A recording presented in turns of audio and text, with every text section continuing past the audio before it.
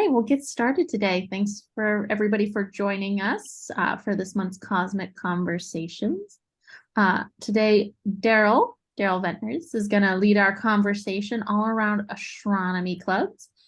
Darryl is from the Muskogee STEAM Center, and she's been building a network of astronomy clubs in her region. And I'll let her tell us a little bit more about herself and the program she's been running. Jill, do you want me to start the slides now? Yeah. All right.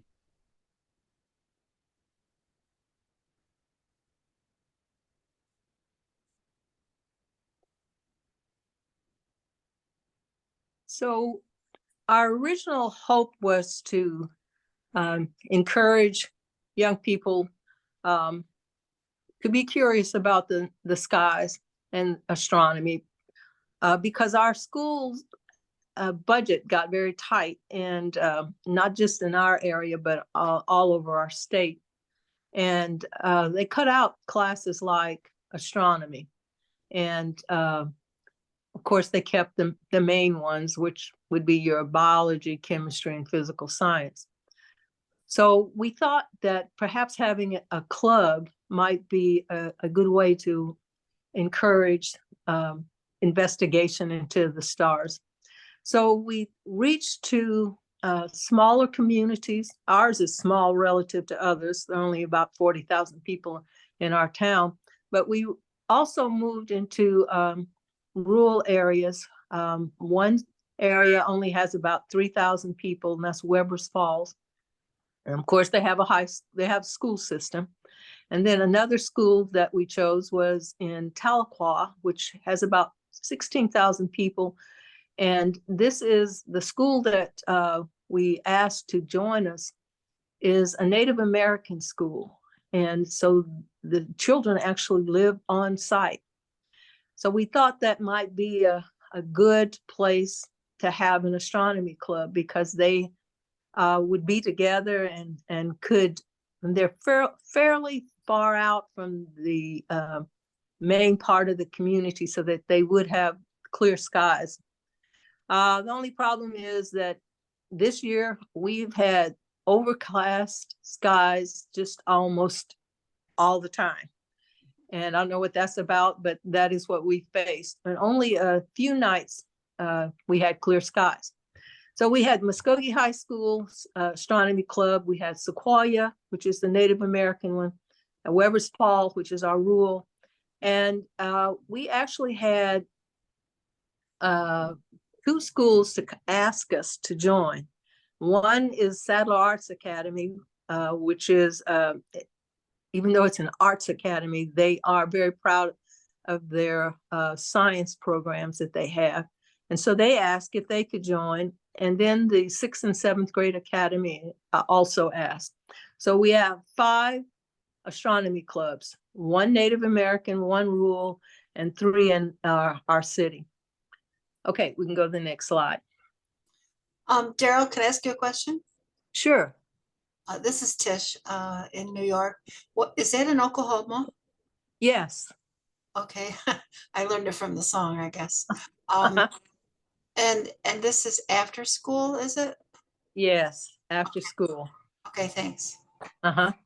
And I'll have to say that while I started out with the central office administrators giving me permission to go into the schools and the principals, but I experienced something that I've been retired from the school system over 12 years. So I experienced something that was a little unusual to me. I actually had a little bit of a challenge getting sponsors. And I guess not everybody who's a science teacher wants to do anything extra. So that was my first little challenge, but I was blessed to be able to get some. And the ones that I have been really faithful, except one of them got married and moved away. So I'm going to have to find another club sponsor for that school. But Sadler Arts Academy, even though it's an arts academy, has a teacher who really loves science. And so she had the opportunity as a club sponsor to have her kids stay after school. Now, she told me that only 8 to 10 of them were faithful to stay after school, but they had a lot of good opportunities to share what they were learning with the kids. One of the things that we did was we used the NASA's night sky notes, and I would send that information out to all of the schools. And as you guys know, that gives them monthly articles and on things that NASA's doing. And also it gives them a calendar of events that are taking place. And it also features what is in the Northern Hemisphere in the skies in terms of constellations. And so that was a good thing. We found out that the high school kids didn't seem to know any more about astronomy than the middle school kids did. Darryl, can you give us a link to the NASA Night Sky Notes? I don't recall that one. Okay, I will get it. I don't have it right before me, but I can send it to Erica and she can get it out. Okay. Thanks. Yeah. All right. So also you can go to the next slide, Erica. That is a night where Monica, who is the Saddle Arts Academy sponsor, met with high school students. She and her kids met with the high school students, and that was one of the nights that was clear sky, that they were able to do some good investigations and looking in this night sky. They had to go out onto one of the school sites that's kind of far out, and because, as you well know, in a city where there's a lot of light from homes and businesses and all those things, it's harder to see the night sky. So they went to one of the schools on the far west side of town and had a really good night. And so she shared that picture of her students with the high school students. Okay, we can go to the next one. Now, this young man is in Sequoia, at Sequoia High School, and they had scheduled 4 different nights, and every single time, except for one, it was overcast. And they were not able to do anything. But this guy came every single time. And then on that last night that was scheduled, nobody came but him. And the teacher took this picture. He actually was one of the lead students in putting the telescope together. So go to the next one.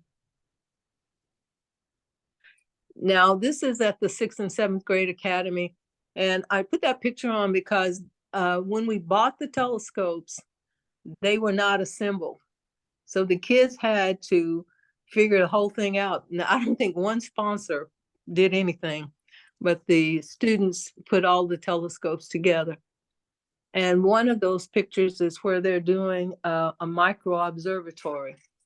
And I'll just talk a little bit about that.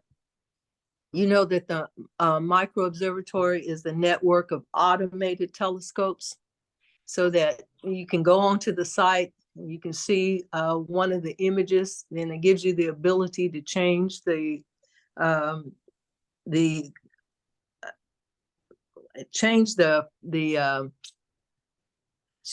screening that they are using, so that you can use filter out different arrays and use others. And the kids really enjoyed creating their own images.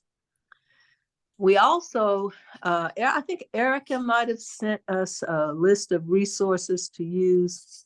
I don't know where we got this one. I'm thinking it's Erica. It's an after school universe. And I think it is NASA's after school universe. And it was designed to teach pre-high school students the basics of astronomy. And Erica sent it to me, and I sent it to all of the astronomy clubs. And as I told you, we found out that our high school students didn't know any more than the middle school students and junior high. So without telling them, they actually went through the same kinds of experiences that these younger kids went through. And there were on that particular site, it was in San Rafael, California. This teacher, I guess he had worked with NASA. Anyway, he had some really detailed instructions about how to start the astronomy classes. He also shared the NASA links. One is called NASA for Kids, NASA Space Place with games, Nova Space and Flight Portal. And so they actually used everything that this teacher in California had put together. And they also were able to, I think we have another slide that shows some of the things that they, okay, I don't know, I can't see it too clearly, but I know that those are universal learning sites, NASA's universal learning. And they relied on those heavily. They tried to meet, well, Sadler met once a week. The others were doing once a month. And I told you that the Sadler teacher was kind of, it was kind of her thing. And she actually, even though she wasn't supposed to be the lead teacher, she actually became the lead because she would investigate things on her own and share them with the other 4 sponsors.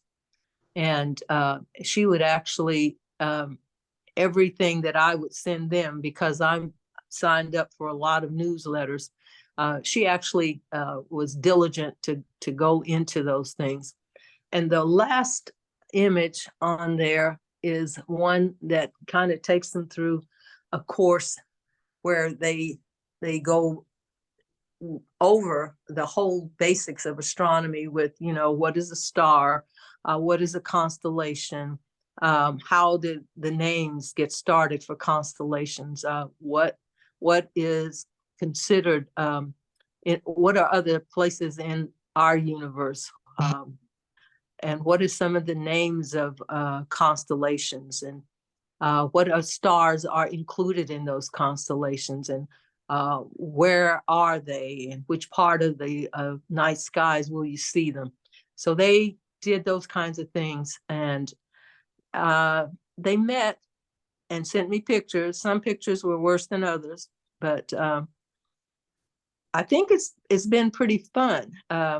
I'm really kind of concerned that I have to find another sponsor because that one got married, but I'm looking forward to this coming year. And also I want to thank Erica. I think Erica led the Zoom meeting that we had at the beginning of the year. They were all very impressed that we were connected to NASA and the experiences that Erica shared. And I think there was a visitor. You had we brought in a subject matter expert for you all. I'm so glad they enjoyed that presentation.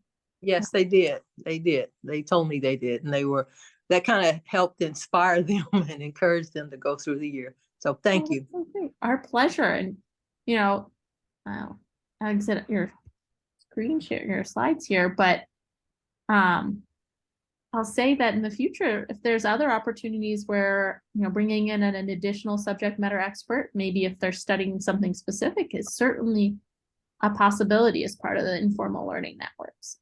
Oh, okay, good. I'll let them know. That was fantastic. It's so great to see them having such a great time and such a good group of kids there. Right. Now, the one odd thing, the high school, which was bigger than all the other schools, had the smallest group that was faithful. And I guess it's because high school kids are involved in a lot of things. I was going to ask if that was your thought, if they had so many more things going on than middle school kids, to dedicate it harder. Yeah, I think that's it. They have a lot of other things that they can choose to do, and even work. Yeah. So your suggestion is, if you're going to start an astronomy club, go for the middle school students? Yep.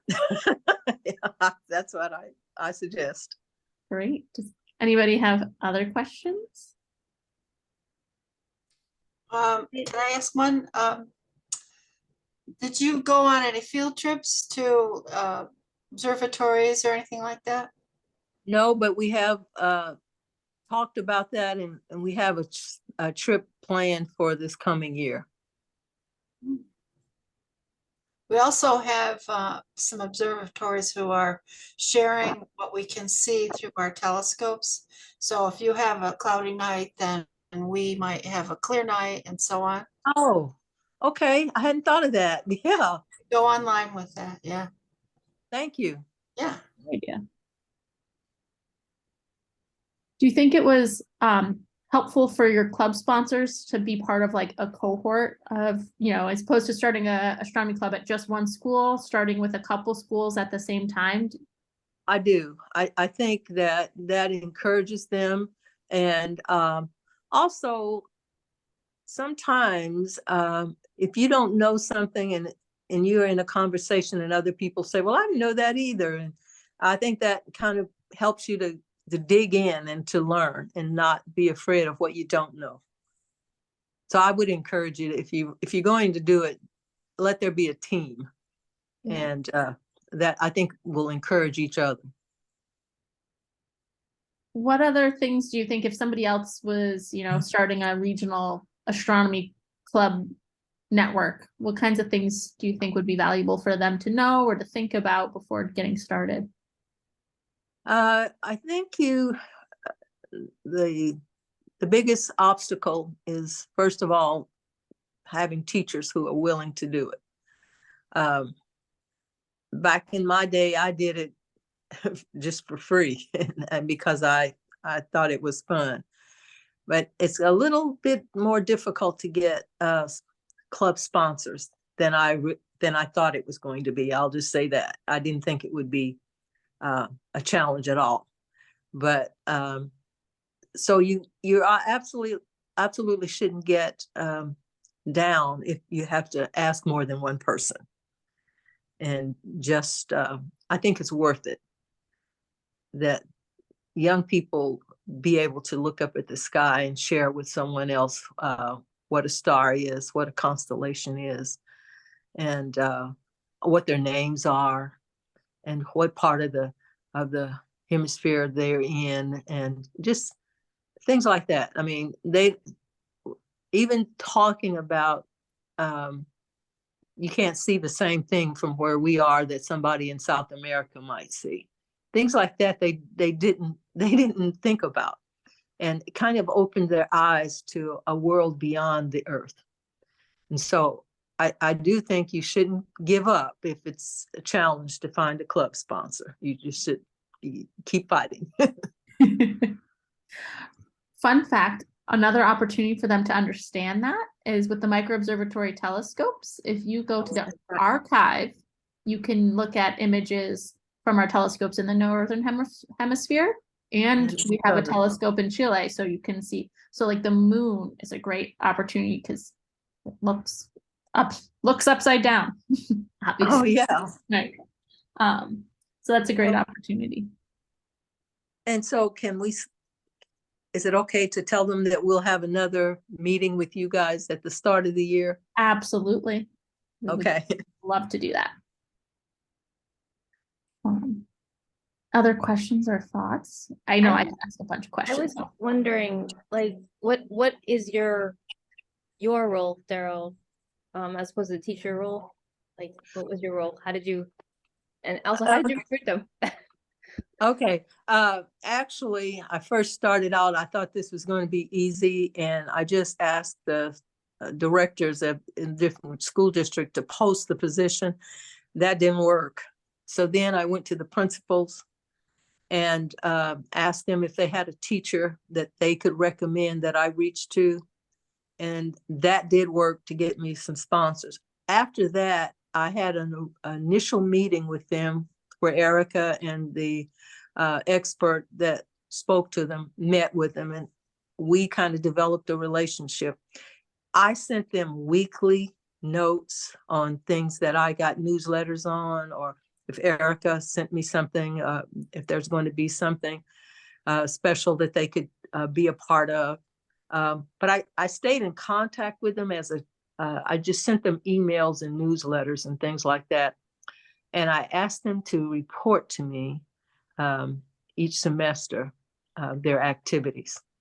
And so I wasn't like a watchdog, but I was kind of a watchdog in that they knew they were going to have to share pictures, and they were going to have to share some of the events that they've done and the curriculum that they were using. Because as Erica shares resources with me, I shared them with them. And then we met twice, and each of them shared this, whatever challenges they were having, and others were able to share their solutions. And that was my role, just to keep them inspired to move on. So you can, I don't know what your position outside of being a person is.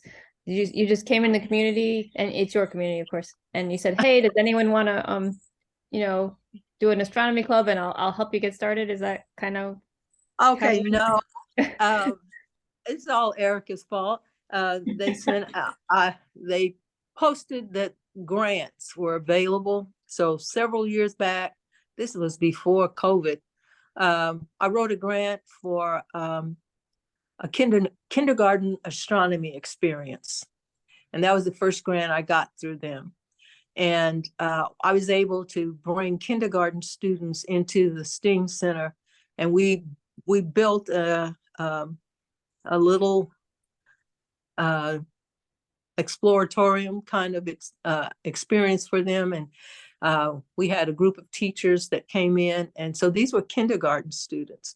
So that was my first experience with NASA and with Erica. And then after that, I saw another opportunity for a grant.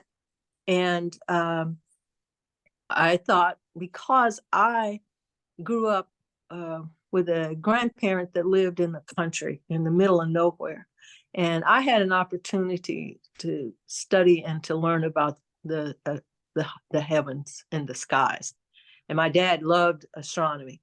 So because I had that experience, it's kind of one that kind of rests in my heart. And so when I saw that there was a grant available, I thought, well, I'd like for this to be something that happens in Eastern Oklahoma.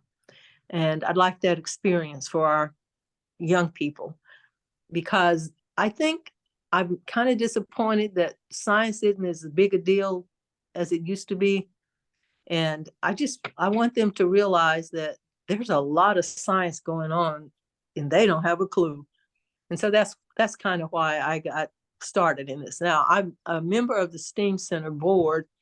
And so I'm constantly trying to create new experiences for young people to grow a love of science, so that they become the scientists of the future, that they're the engineers and the astronomers. And I'm kind of a Googleaholic person. And I remember when America had the most patents of any country in the world, and now we don't. So I'm kind of just thinking, I've got to get more kids liking science and involved in science and the love of science.